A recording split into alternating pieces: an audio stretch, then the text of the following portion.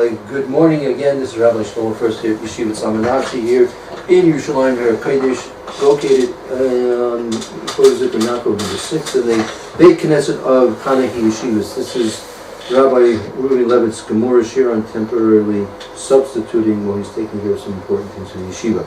We are on Daf Mem Zayin Amid Aleph in Bava Kamma. So let's just review inside. Start where you would like to begin the Gemora, and we'll pick up from there. Okay, Mishum de Marle, because he could say to him, that is, the damager could say to the damaged, Para me abarta azik tak.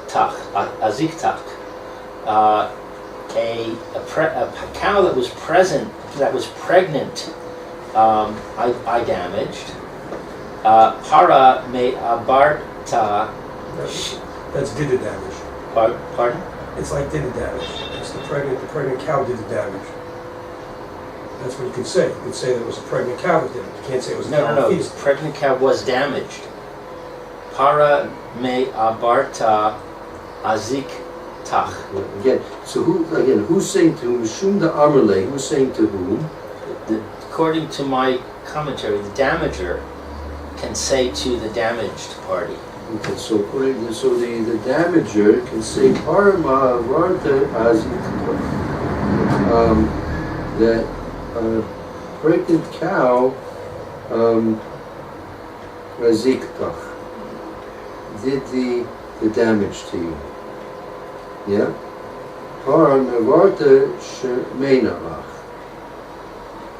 So a pregnant cow, we're going to estimate. We're going to make the evaluation with a pregnant cow.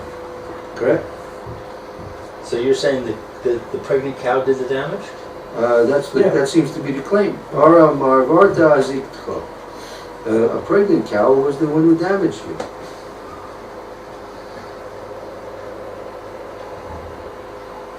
How do you know it's damaged you? Oh, because it's a tach?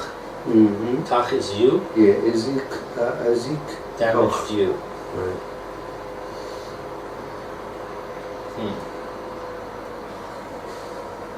And it's also, we're trying to get the reason why the damager says, I don't want to lose extra. So the damager is saying, well, that was it. It was a pregnant cow. It wasn't the cow or the fetus. That's why I want the lower value for the evaluation. To evaluate the pregnant cow. So how would that make it? How would that make it advantageous to the one who did the damage, the damager? If you're evaluating a pregnant cow as the one who did the damage. The claim is that a pregnant cow is less damaged than a cow or a fetus. Less value. Less value. Less value. Okay, so you discussed that, right? Why that should be. Right? Because the fact that the cow's pregnant doesn't mean it's going to go through. You don't know. It's somewhat of some kind of risk as well. It's at risk. Of a cow which is at risk, so there's a cow that's at risk is less value than a cow that's not at risk. Yeah.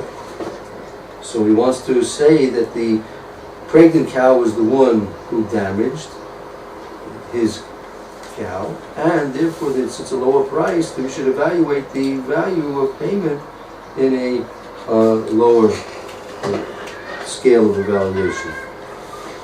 Well, my text reads, I damaged a pregnant cow of yours. Well, that's how it's supposed to be. He said, I damaged the pregnant cow of yours. Para varta izikha.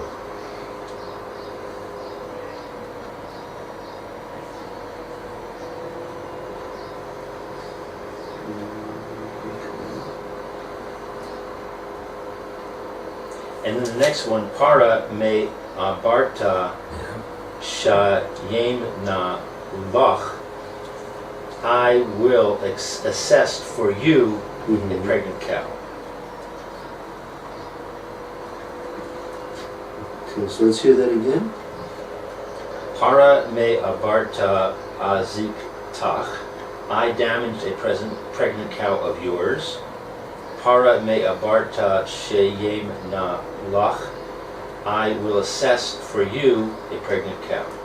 Mhm.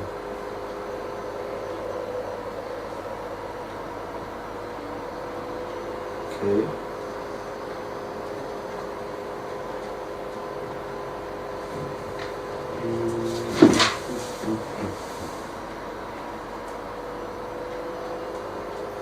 It does discuss the two cases. There were two cases, one's a Mishnah, One case is where the pregnant cow does the goring, and the other case is where the The ox pregnant cow does the- gets gored. Correct.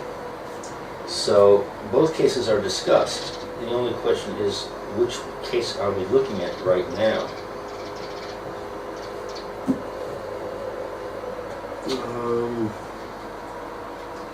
Sure, again, I was want to say,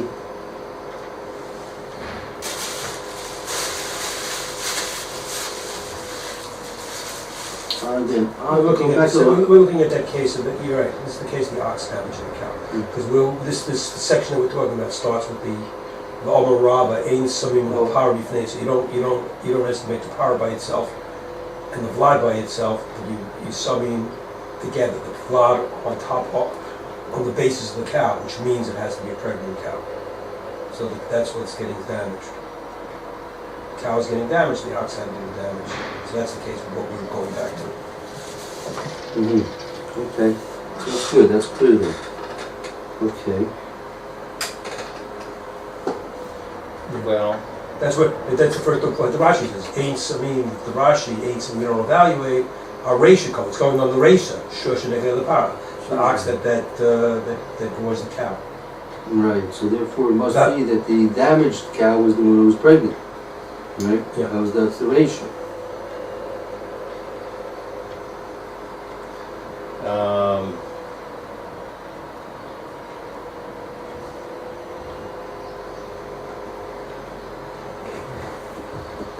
Yeah, but well, it doesn't work with the way this art scroll is translated. so because again, we head over here. What if it's not working with it? Doubting Moscow? Well, no, I mean the art scroll is not perfect, but I'm just saying it doesn't. No, it's having the ox damage the cow. If you look in the previous lines where it says Tsama, it says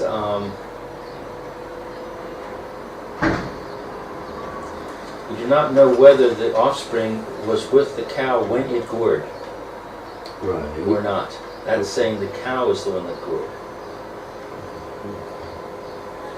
Amli Rav Acher Mered It doesn't say whether it says Al-Gav.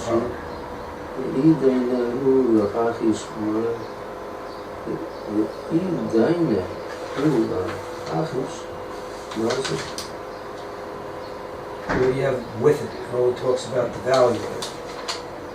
You don't evaluate the power is by itself and the blood by itself in this section.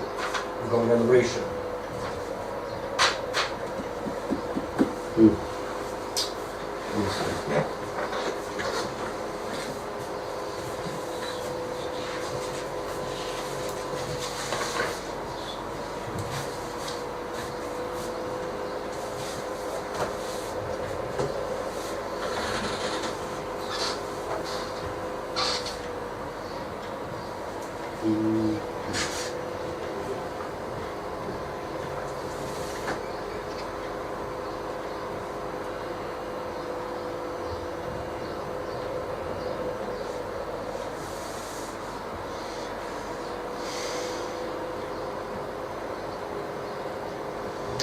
Mishum Damalei, the Mazik says to the Nizik, okay? We're saying here the Mazik says to the Nizik, Par Ma'avarta Izikta.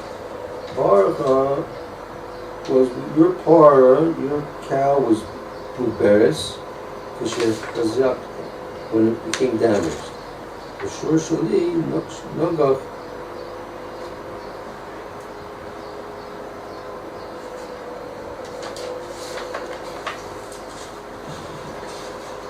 Your car was embarrassed when it got damaged, right? The Shur Shuli Nogach also when the Uber was the Toicha. Okay.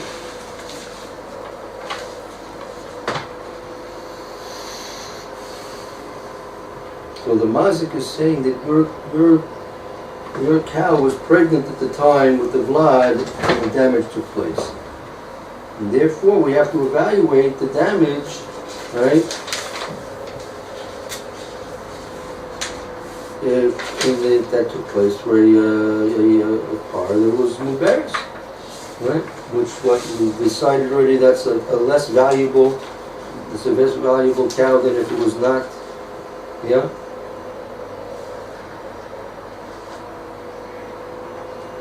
You're reading now from the Mishnah? No, just the explanation based on the Gemora here. But there's nothing in here about an ox. The Mishnah starts the Perek, Minvav, Amar Aleph. Right. That's the Mishnah. And the first, this is claiming is going on the Resha. Shor, Shnega, and Para. You have the ox that's goring the cow. The Nimtza Uber, you found, and then you find the Tsama. Now you find this fetus on the side, the Ein Ad Shalom. You don't know if it happened before or after. Yimishkach Yolda, he gave birth. Yimishkach Chetzi Nezik from the Para, half the Nezik from the cow, and a Reviza from the Vad. Okay, without getting into who says that and bringing the Revaya and Sumchus and whatever, without all that question there, the question is, that's the Resha part. The Resha is the shore that's goring the cow. That's this case that we're talking about. Right. And we're saying we know that the cow had to be pregnant at some time. That's a given because now either way we have a vlad being involved. So the vlad's found. So now everybody knows that the cow was pregnant. Was pregnant. So now he's trying to get away with minimal liability for the damager. So he could say the minimal liability was a pregnant cow would be a less liability than you have pay for a cow and a calf. So that's why he's trying to minimize the amount. That's the case we're talking about over here. So he's saying, I can admit to you that much, but no more. You can't make me pay more. You can't make me pay for a cow and a calf. That's the most you can evaluate. Because we don't know, we still don't know if the goring took place before the birth or after the birth. Right? Minimally, you'll say that it was gored a pregnant cow. In which case, that'll be a less liability. That's to the advantage of the damager, the mazik. Correct? The mazik, you want it to be less for the mazik. Yes, it's going to have to be less for the mazik. That's his claim. So you're saying the mazik is the ox? Yes. The ox, yeah. The Yes. damager. The mazik is the ox. Now the nizik, the damaged party, Is the cow. the cow. Now is the cow pregnant or not? Well, So if you evaluate the cow and the vlad separately, you're going to get a larger value. correct. And that would be good for the nizik. Yeah, you get paid more. You get more damage payment. Right. Right. So that's why the damager, the mazik, is wanting to claim oppositely. He's wanting to claim oppositely that the damage took place to the cow when it was already pregnant already, and not that it had given birth. Okay, so if you look at right before Mishum, it says Lichush Mazik. Let the damager be impaired. So that's a counter to the point that says we protect the damager. Good. But what we're saying is that we're actually protecting the damagee. If the cow is the damagee, and we evaluate a higher amount, well, that's actually good for the damagee. Okay. So this statement of let the damager be impaired would not make any sense. No, if the damager, if the mazik going to be impaired, then he's going to have to pay more to the nizik, to the damaged party. That's right. So it's saying let that happen. Right. But if we're already letting that happen, why would we say let that happen? Mm-hmm. There's that the logic would be inverted. Mm-hmm.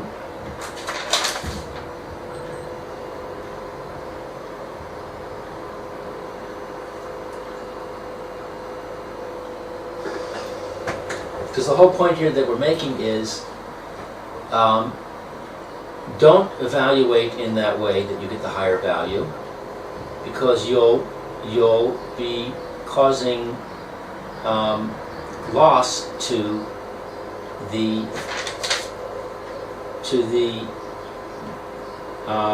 damager. And then the answer is, so cause loss to the damager. Right. So I'm saying the only way you can read it based on that logic is that the pregnant cow is the one that was damaged, not the one that did the damage.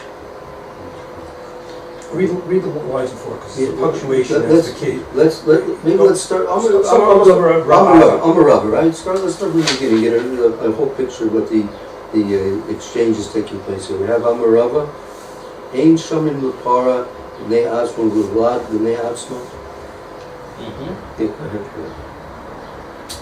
Okay. We do not assess the cow by itself and the offspring by itself. Ella Shamin Levlad Al Gav Para. Rather, we assess the baby with the cow. She'im I ata omer kain. For if we do not say this, nimtza ata machchish es hamazik. You will be found to be impairing the damager. Okay? Mm-hmm. So we're protecting the damager. Right? Good. V'chein ata motze b'kotea yad avdo shel chavera. And similarly, we find in the case where someone cuts off the hand of a slave. V'chein ata motze b'mazik sadet shel chavero. And also similarly we find when somebody damages the field. So I think there's commentary which explains these two cases, that in the case of the slave, there's two ways you could evaluate. You could say, how much would an owner pay, how much would you have to pay an owner in order for him to give you the right to cut off his slave's hand? That would be a very large amount. Okay. As opposed to, how much does a slave with two hands sell for? And how much does a slave with one hand sell for?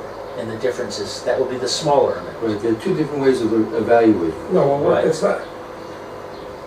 Yeah, well, one's really the question of the hand and the slave without a hand versus the issue. Okay, go ahead. Right. And the field, similarly, if you ate a row of food from the field, a row of plants from the field, you could either say, okay, this row of plants, if I went to the market, it would sell for X amount.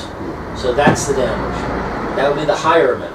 Right. Or you could say, evaluate the field with the row and the field without the row, take the difference, and that's the damage. And that would be the smaller amount. Right. Okay, so in both those cases, we do the smaller amount, and therefore, so it's saying that's a support for this idea that we do the smaller amount. Amar, And how does that apply to a cow that has a vlad or not a vlad? How do you relate It's to a that? small amount. the vlad is like the hand or the Right. row. The muberet, the ibor. The Ibor. ibor is like the hand, the ibor is like Like the the row in the field. Right. Right. Good. Amar le Rav Acha, said Rav Acha, Berei de Rava, the son of Rava, the Rav Ashi, to Rav Ashi. Ve'i dina hu, but if this is the law, lichush mazik, let the damager be impaired. So he's saying, why are you protecting the damager? Don't protect the damager. Evaluate the other way. Get the larger amount. Mishum da'amar le, because he said to him. Now, according to my interpretation, it's because the damager can say to the damaged party, Para me abarta aziktach. Okay. I damaged a pregnant cow of yours. Para me abarta shayemna lach. And I will assess the damages for you based on the reduction in value of a pregnant cow. Okay, just go back afterwards. After Rav Ashi, read the part Idanahu Hichush Mashik with the punctuation, with how they say that. Rav Idanahu. How does it say? In what way does it say it? Is it a question or is it a statement? Rav Ashi? No, that whole Omalei Ravacha Berei Duraba Rav Ashi. Okay, he said this to Rav Ashi. What did he? Dinahu. But if this is the law, Okay, so it's a question. that the damaged party is entitled to compensation for the cow and fetus separately. Okay, see there, that those words are, if it's separate, then keep going. This is okay. Lich chush mazik. Then let the damager be impaired. Exclamation point. Why should we make an assessment that is more lenient for him? The question he's asking is, why are you protecting the damager? Let the damager not be protected. Okay, so he's asking a question. So what? Let the damager pay more. Right. But then this is not the answer. Now saying This is the you answer. this is the answer back to him. Because, right. So in a sense, it is a question, and now this is the answer. That now we can say why the damager should not pay more. And Right, this is the answer exactly. why the damager should not pay more. And it's because the damager can say to the damaged party, Right. I damaged a pregnant cow, Pay me I'll back pay if for I- a damage. Right. Okay. So that middle piece is just that it's a question, and this is an answer to a question. Right. It's not like it's not a support for why the damager should get. You have to just question whether it's a support for why the damager should pay more, or it's a rebuttal as to why he should pay more. So this is now the reason why he shouldn't pay more. Correct. Okay. That's my understanding. Fine. Biker? Yeah, very good. Okay. Pshita. It's obvious. Para dechad uvlad dechad. A cow is one, and the offspring is one. And my commentary says that the cow is the property of one, and the offspring is the property of somebody Right, else. this we already mentioned, I think, previously, that the Gemora is going to, and now it's setting it up to be that it wasn't that the Vlad and the Para were owned by one person. They were owned by two separate people. I think it's saying that, not that this was the case necessarily, but that there are different cases possibly. No, this is the case. This is now saying this is the case we're talking about. It's more or less like a It's process of alternative. elimination. It's part of The it. word, this the case. word pshita is saying, here's a case where it's obvious. Pshita, it is obvious. It's in order to make for the whole thing to work, it has to be this kind of case. It has to be this case. I don't think so. All right, we'll see. Let's finish it. Let's see a couple lines coming. Let's Okay. Pitma levaal para.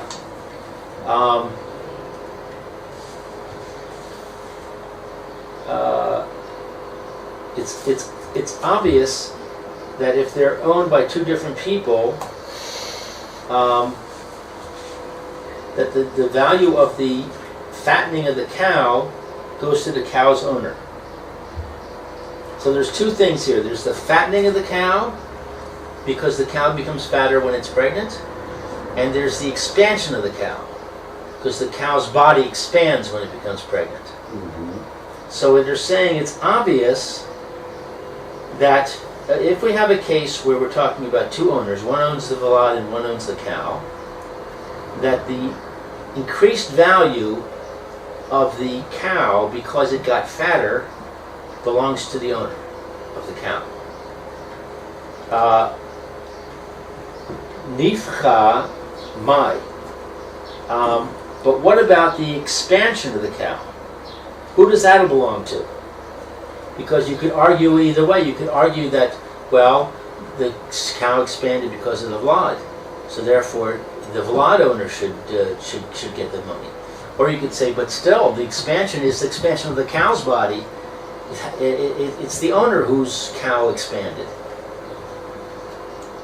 Rav Papa Amar, Rav Papa says, Liba'al para. The owner of the cow gets the Baal part. Yeah. So the nafka, the volume increase, right? That goes to the Bava part. According to Rav Papa. Rav Acha Berei de Rav Ika Amar, Rav Acha, the son of Rav Ika, says, Cholkin, you divide. The owner gets half, and the owner of the cow gets half, and the owner of the vlad gets half. The hilchasa cholkin, and the law is that they divide. So what was so pashit? If there's a machlokas, what was so pashit? What was so obvious? What's pashit is that that the fattening. Right, the pitma. So it's pshita that what the pitma. That's obvious. That goes to the Baal of the par. Right. And the question is why? That's a question. Nafka, what's the volume increase? Whom does that belong? That's not so clear. That's a machlokas. Right. So I believe this is an isolated discussion. Has really nothing to do with the previous discussion. Could be.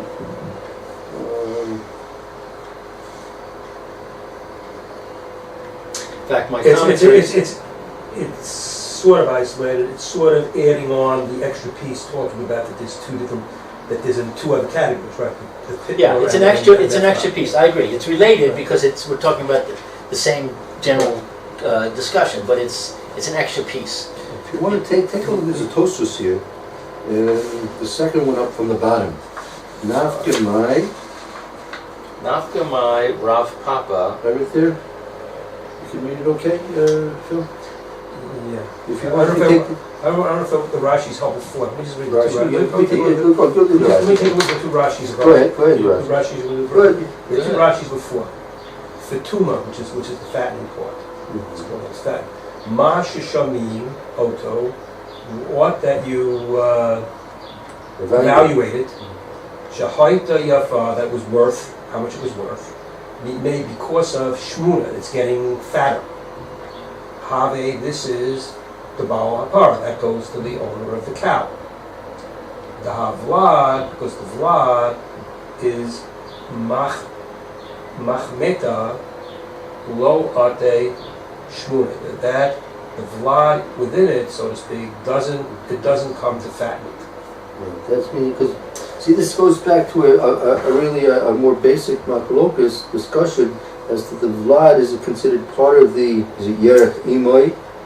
Right? Is the when you look at a fetus? Is it independent of it? Yeah, is it considered like a organ of the mother, or is it considered to be like an independent entity from the mother? Right. Right. So this seems to be saying it's independent entity. Apparently, in terms of our evaluations. Right, and maybe in terms of the global discussion, taking maybe this is a certain slice in that aspect of understanding what it's all about.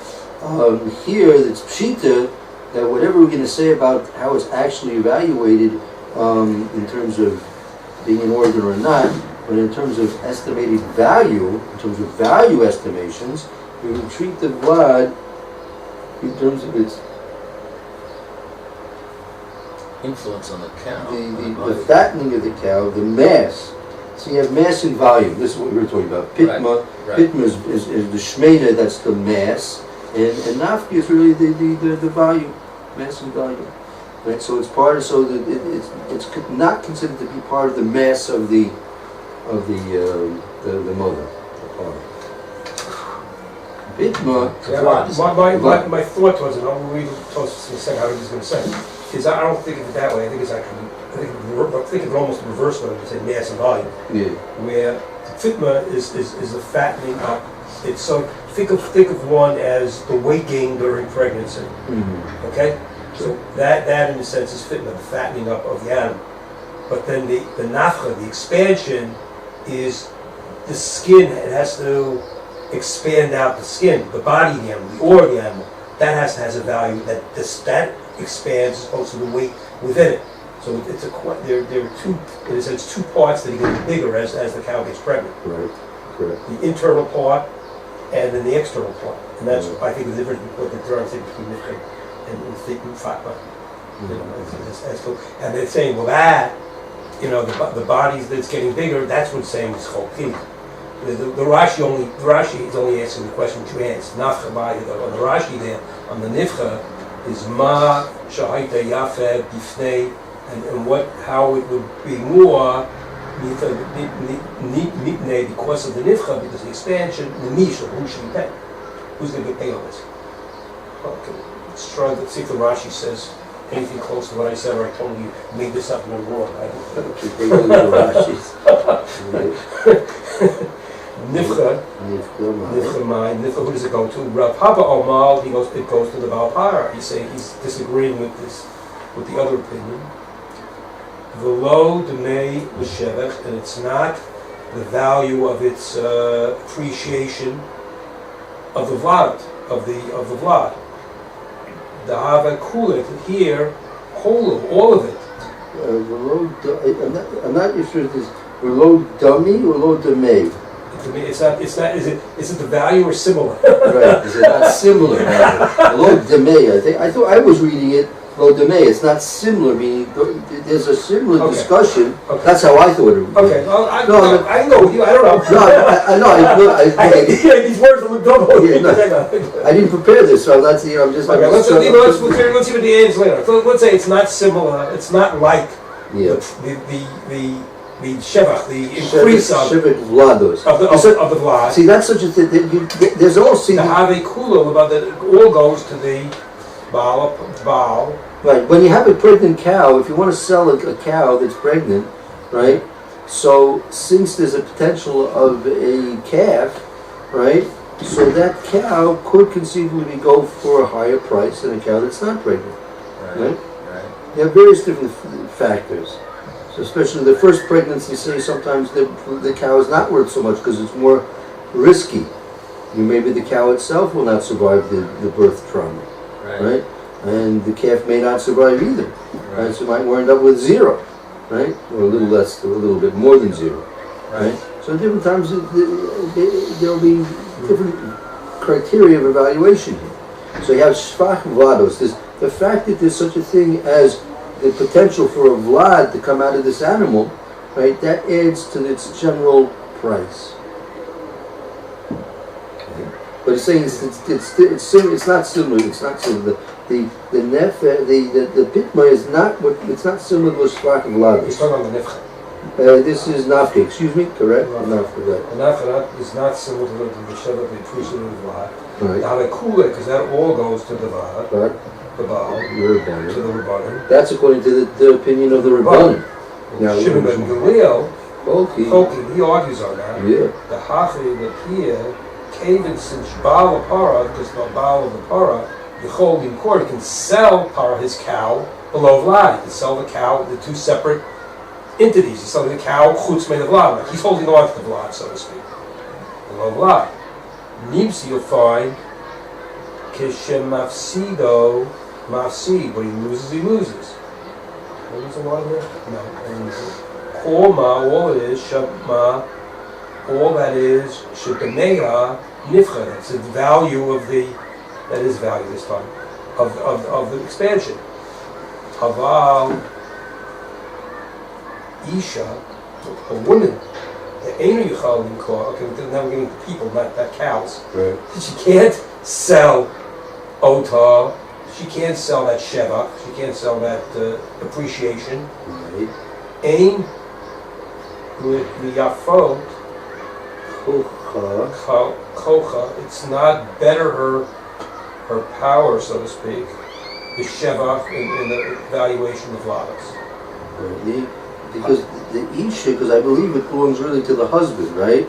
The shvach lados of a woman's child. That belongs to the husband, right? The value of the child. Mm-hmm. Okay. That's something that we had before. That's the When solution. when you hit her, what happens? Who gets the payment when she miscarries? When she gets to a fight and she grabs in, and then there's an argument and it hits her and she loses the child. He gets the payment, not her. Right. So she can't. You can't attribute that value to the woman. Right. Forgav, even though the sha'ar nizikim, other types of damages, gufa of her body, yeshla, it is to her. Okay, so we're only talking about the vlad. If anything else happens to the rest of her, it goes to her. That's to her, right? But in this case, the value of the vlad that goes to him. That's to the husband. Goes to people. Right. Even though she can't really sell herself, Right. mitam, for the reason is yafa koach. Therefore, the Baal Torah has greater power, so to speak, in nifcha, in the expansion, mikoach, than the power of the women. Bein l'rbanim, either way, if it's because of l'rbanim or shemim banim. V'chein, and also l'man da'omer, the one who says the nifcha cholkin, when it comes to nifcha, we divide it. Yafa, it's better. Mitam zeh, for this reason, koach ba'al hapara, the power of the cow over there, the nifcha is greater than the koach, the power of the women. The shevach vlada in the triviation, in the value of the vlad, according to the bottom. Okay, so what did that say? Okay. I wanted to use this tosis as a proof that it's like an independent discussion. You see, that's basically why I wanted to get into this tosis, because see, tosis's whole approach here is that we're not talking about damages over here. We're talking about straight evaluations and how you evaluate the nafka and the pitma and the shvad vlados. It seems the way the Tosfos is understanding that it's a separate. Tosfos is trying to say that nifka and pitma are not the same thing and they can be evaluated differently. Right. They're not the same thing. But your point is, he doesn't talk about damages at all. He's only talking about evaluation. Right. Therefore, it's a different discussion. I would think based on Tosfos, you can say you can prove the point that it's really talking about. It's a separate thing. We're talking about the.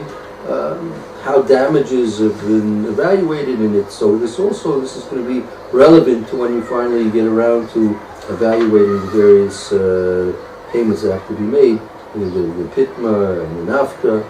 So therefore, it's treated separately. And just to summarize the point, it's saying the reason Rav Papa says that the value of the expansion goes completely to the Baal is because the Baal of a cow has the ability to sell the cow, and therefore he could get that value of the expansion by selling the cow without the vlad, as opposed to the husband of a wife who cannot sell her with or without her vlad.